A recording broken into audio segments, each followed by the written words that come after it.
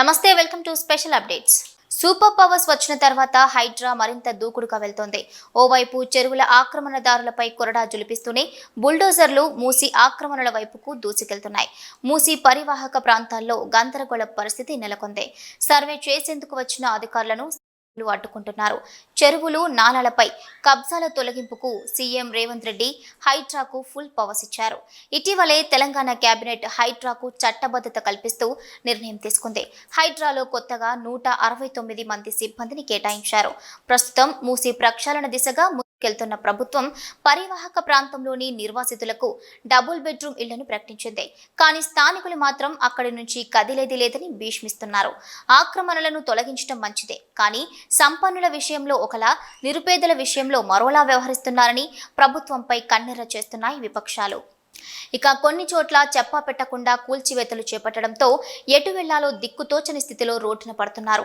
సొంతింటి కల నెరవేర్చుకోవాలన్న ఉద్దేశంతో చాలా మంది పైసా కూడబెట్టుకుని ఇళ్లు, విల్లాలు కొనుక్కున్నారు.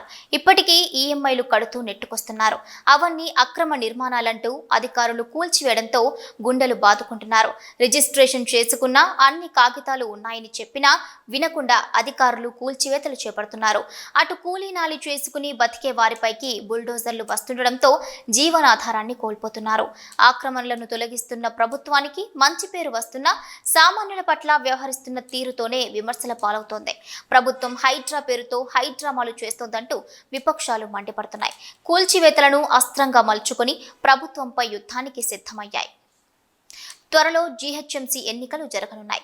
ఈ నేపథ్యంలో కాంగ్రెస్ ను ఇరుకున పెట్టేందుకు ఇదే మంచి సమయమని అటు బీఆర్ఎస్, ఇటు బీజేపీలు భావిస్తున్నాయి. పెద్దలకు ఓ న్యాయం, పేదలకు ఓ న్యాయమా అంటూ ప్రభుత్వాన్ని ప్రశ్నిస్తున్నాయి. బాధితులకు అండగా ఉంటామంటున్న కేటీఆర్ అవసరమైతే బుల్డోజర్కు అడ్డుగా నిలబడతానంటున్నారు. మరోవైపు సీఎం సోదరుడిని కేటీఆర్ టార్గెట్ చేశారు. హైడ్రా కూల్చివేతలపై మొదట్లో భిన్న వాదనలు వినిపించిన బీజేపీ నేతలు ఇప్పుడు అంతా ఒకటయ్యారు.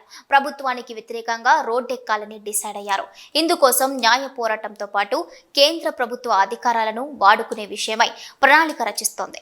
అటు రేవంత్ సర్కార్ తగ్గేదేలే అంటోంది. మొత్తంగా రేవంత్ సపోర్టుతో తమను ఆపేదెవరు అంటూ హైడ్రా దూసుకెళ్తుంటే పేదల జోలికొస్తే ఊరుకునేది లేదంటూ విపక్షాలు అడ్డుపడుతున్నాయి.